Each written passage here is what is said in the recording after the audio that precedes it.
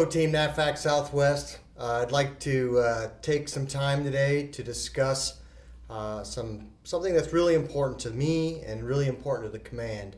And so I've invited our Deputy Director for Equal Opportunity, Cheryl McGuire, to help me understand a little bit about alternative disputes resolution and just some other things that are on her mind and that can help us as an organization take care of our personnel.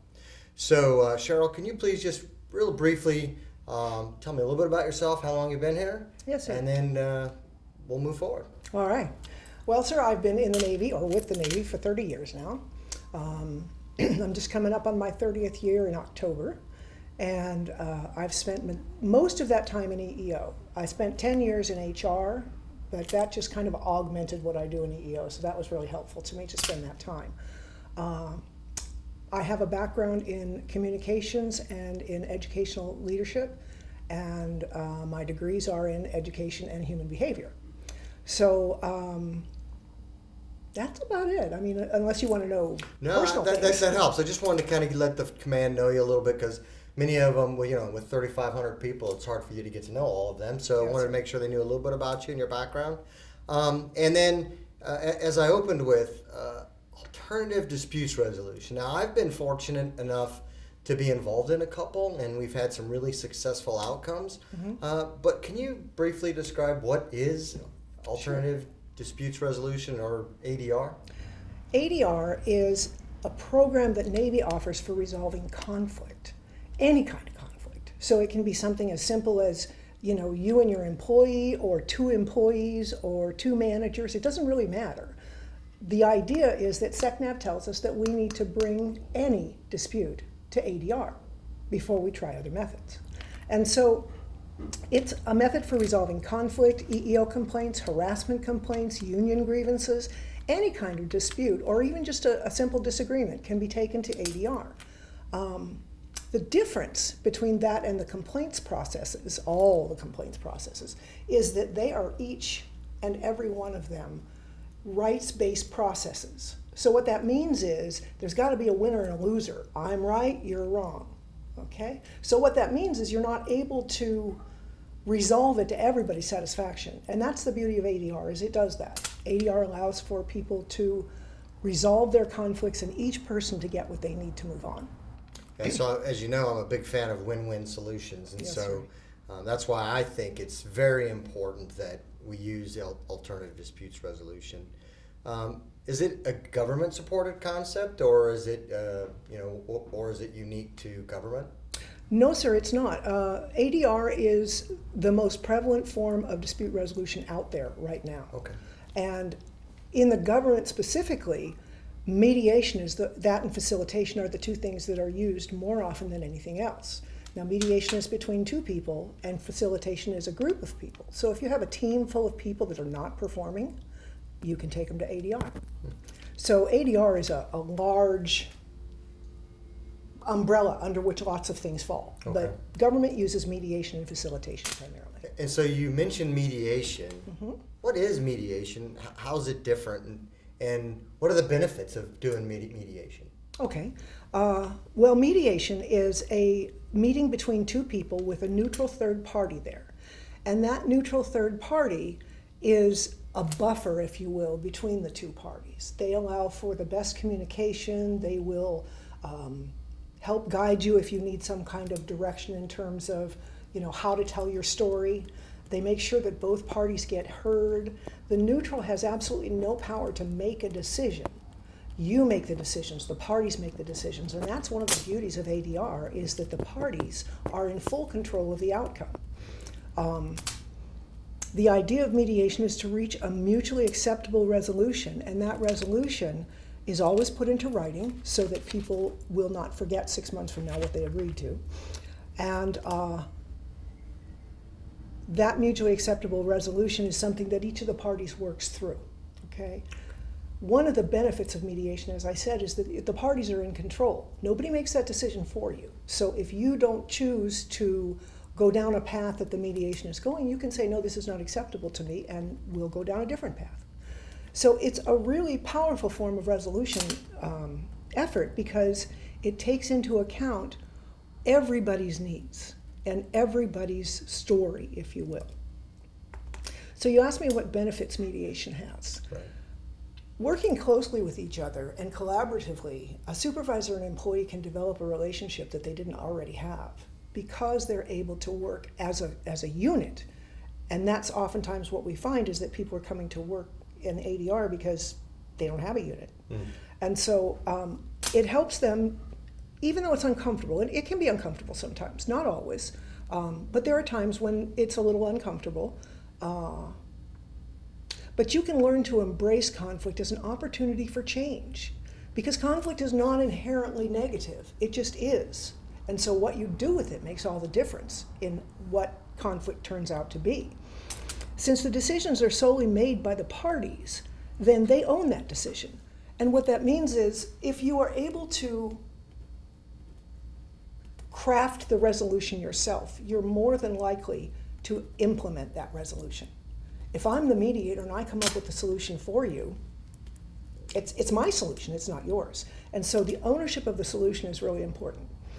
So parties remain in control of the outcome, that's one. Mediation creates a safe environment for people to be able to talk to each other without rank or supervisor or employee. It's a level playing field, okay? It's less expensive than traditional methods of dispute resolution and traditional methods of complaint processing. Because, the average complaint, I can only speak to EEO complaints, but the average complaint is about $70,000 just to process through the portion of it that I handle. So that's taxpayer money. So if we can resolve in 30 days or 90 days, wouldn't we do it? I would. So I'm hoping that the command will, move forward on this. And I'm thanking you for endorsing it, because ADR is such a powerful thing, and I don't think we use it here enough. So I'm out there pushing. Well, thanks, because there's a couple things you said that really resonate with me. I mean, first is that you get heard. One of the things that I have found time and time again in conflicts, but especially once we've gone to mediation, is we're talking past each other, not to each other. And having a professional mediator that really understands how to make a step back and listen more than we talk is really useful. I also liked that how you told that because the mediator is neutral and they don't have power to decide, they really can facilitate that deeper understanding and make sure that everybody's being heard. And so I thought that was great. And then the buy-in to the decisions that are made. I completely agree that when we have a problem that we're trying to work through, if we can get both sides to have ownership, then that solution implementation is going to happen and much more effectively. And so, yeah, I'm really glad you helped me understand that a little bit better and highlighted some of the key points. Is there anything else about mediation, about being different, that you want to talk about, or have we covered it? I think the greatest thing about mediation is that people can return to work. And, you won't always agree in that mediation, but just the interaction, the being heard, the ability to get your points out without somebody saying, I don't have time for you, or, that's not true, or whatever. Phones ringing, or, yeah. Right, you have every opportunity to state your case. And then the mediator, of course, is even more neutral than someone in the command. The mediator is somebody from outside the command, so you won't be sitting across from them in a meeting 6 months or 6 weeks from now. So that's another thing that I think is really powerful about our mediation program, is it's a Department of the Navy mediation program. Anybody can be a mediator if they want to. They have to go through the process, they have to pass the exam, if you will, and then they have to practice with co-mediators, but anybody can be a mediator. And we'd love to have people from different parts of the command do that. And so what happens is, as a mediator, I'm in the cadre, so I mediate for NAVSUP or NAVWAR or somebody else. I don't mediate for NAVFAC. And I think that's a really powerful thing. So I really appreciate you sharing that. And again, I've been involved in a couple alternative disputes resolutions, and I've been involved where a mediator really helped us get to the root of the issue and find some ideas to resolve it that we hadn't, quite frankly, thought about on either party's side. You've done a lot of these. You've been involved in a lot of these. Kind of in general, what does a mediation look like? The mediator is a neutral third party with no stake in the outcome. We know that, right? There's an overview of the process the mediator gives. They're going to give a little introduction and tell you what the day is going to look like.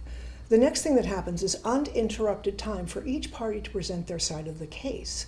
And so the idea is to allow the person to talk as freely as possible. So it's important that each party listens, even if they don't agree. And very likely at that point in the mediation, they're not going to agree. So it's a matter of, as you said, listening with your heart and with your mind. Because if you're doing this and formulating a response, you're not listening, you know? And so I think that's one of the things that we find most prevalent in mediation, is that need to listen. I want to say that supervisors can invoke ADR. They don't need to wait for employees to do so. Okay, so if you are a supervisor and you have need of our services, we are more than happy to come in and help. Okay, so if you're a supervisor, then feel free to call us. Sometimes it's just a matter of talking it through, but other times you really need somebody to come in and help with that. Let me see. I think the most powerful thing about mediation is that it gets to your interests, and you were talking about that a little bit earlier. It gets to the interest because, you know, the surface issue is, I don't know, I didn't get the award. That's the surface issue. But that's not really what the person's upset about. What they're upset about is feelings of disrespect. They don't feel like they were valued enough.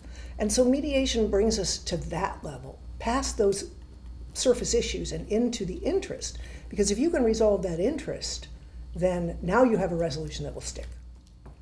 So I really appreciate you reminding me that mediation, alternative disputes resolution can be initiated by the employee or the supervisor. Yes, sir. And I think I often forget that that's the case. Likewise, I like how you've laid out that in a mediation, we're trying to make sure that we take into consideration the mission, the functions, the tasks of the organization, while also taking into consideration the supervisor's interests, which are typically and should be aligned with that, and the employee's interests, which are aligned with that. And then trying to get past how do we get past the conflict, the root cause of what's causing the friction, while maintaining the focus on what we all need to do, which is, you know, be good stewards of taxpayer dollars, carry out the mission of the NAVFAC, and really, more importantly, the Navy and the nation. So I really appreciate that. So what happens if it doesn't work? What happens if you can't resolve the conflict at mediation or ADR? Well, if we don't resolve the conflict, oftentimes what happens is if you don't get a written resolution, it doesn't mean that it hasn't resolved. Oftentimes what happens is it's just the communication between the employee and the supervisor have improved to the extent that everybody can get back to work. And that's what we're all here for, is the Navy's mission. And so mediation is about helping people to see the common path. It's about the future. It's not about the past. The past is important. We go to the past, we look at the past, but we don't get stuck there. So if somebody's stuck in the past and doing the finger pointing or the, blaming techniques, then the mediator will stop them and redirect them into positive, future-oriented discussion. And that's what it's about. It's about that discussion. And oftentimes, you asked me earlier what the mediation looks like. To finish that concept, after the uninterrupted time between the parties, then what happens is a summarization by the mediator to show that they know they got the message, they got the issues. Then there's a joint discussion, and this is where you're talking to the other party. Initially, you're talking to the mediator. But when you start talking to the other party, this is where we have to practice those skills, And so once that's in play, then we often have a private caucus between the mediator and the employee, or the mediator and the supervisor. We're going to caucus with both sides. And that's an opportunity for the person to tell the mediator things they don't want the other party to know. It's very confidential. You can't, as a mediator, say what went on in that caucus. So they can say things, they can express frustration, they can talk about anything they want to in that caucus. That's their time.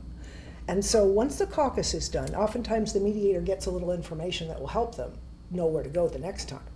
After we caucus and finish our joint discussion, we start the problem-solving part of it. And that's really, more often than not, simple brainstorming, you know? And this is where those kinds of solutions come up that address the underlying interests. And then finally, if there's a resolution, we put it into writing so that everybody knows that what's on those four corners of that agreement are what we agreed to. Okay, nothing interpreted. It's what it says. So thank you. So I mean, one, it sounds like it absolutely helps everyone be heard. Mm-hmm. Two is it focuses on the future to prevent things that have occurred or caused friction in the past. Many cases it results in a resolution right there. Yes, sir. And if not, then there's the formal resolution process that can go beyond that. Mm-hmm. And then once we've done this, especially if we've got the successful outcome, which is common in mediation, then how do we ensure that the change sticks? How do we ensure that it actually holds? Well, change is a personal choice, okay? But if the parties are willing to listen, willing to explore new ideas, willing to process a variety of resolution options, and willing to collaborate versus compete, then there's a real opportunity for change. Because if you're competing, then the mediation is not going anywhere. Okay. And as far as the ways to embrace change are difficult sometimes. Mediation is a positive way to embrace change. And the next time you have to make that decision, the next time you have to make a change like that, you may not even need mediation because you've learned those skills in mediation what to do. Okay? All right. Well, I really want to thank you for helping me understand and share with everybody the benefits of alternative dispute resolution, to help understand what happens in a mediation and kind of take the cloak away and open up what kind of things occur in that and why they're beneficial. You know, as you know, my focus at the command is trying to make sure that we take care of our people, and mediation, alternative dispute resolution, allows us to reduce that friction point between different parts of the organization or between people. At the end of the day, we've all got to treat each other professionally with kindness, respect, dignity. We've got to embrace the Navy core values: honor, courage, commitment. Because at the end of the day, with the right people and with the right mindset and the right training, we can empower them to meet all the Navy's mission requirements. And that's why we all signed up to take the oath to support and defend the Constitution. I mean, that's the very why that we exist as a command, is to make sure those mission sets occur. And this is one of the critical tools in our toolkit that supervisors, employees need to know exists and to use it so we can resolve conflict at the lowest level, but also in a fast manner and one that's equitable. Yes. So thank you for your time today. I really want to thank you for your knowledge, for your dedication, and for what you have done and continue to do to help resolve issues within our organization. You're a great asset to us, and for all of you, please, if something's frustrating you, if you can't resolve it just through your normal day-to-day practice, think about using alternative dispute resolution. Think about mediation. It's a great tool, and it usually results in beneficial outcomes for all parties. So thank you. And thank you, sir.